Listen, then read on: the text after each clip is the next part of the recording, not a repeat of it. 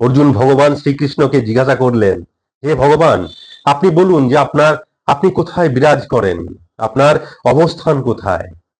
ভগবান বলতে পারতেন যে আমি তিরুপতিতে থাকি কি হরিদ্বারে থাকি, দক্ষিণেশ্বরে থাকি কি ঋষিকেশে থাকি, কেদারনাথে থাকি, বদ্রীনাথে থাকি, রামেশ্বরমে থাকি, সাক্ষী গোপালে থাকি, পুরীর জগন্নাথ মন্দিরে থাকি, এরকম বিভিন্ন মন্দিরের কথা তিনি বলতে পারতেন। কিন্তু সর্বত্র সর্বব্যাপী হওয়ার পরেও তিনি অর্জুনকে কি বললেন?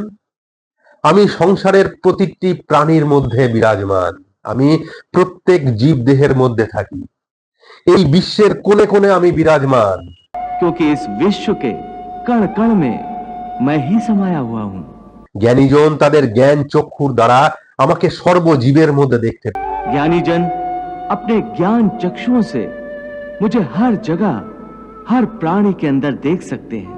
এক বিদ্বান ব্রাহ্মণের মধ্যেও আমি, তো এক চণ্ডালের মধ্যেও আমি বিরাজমান।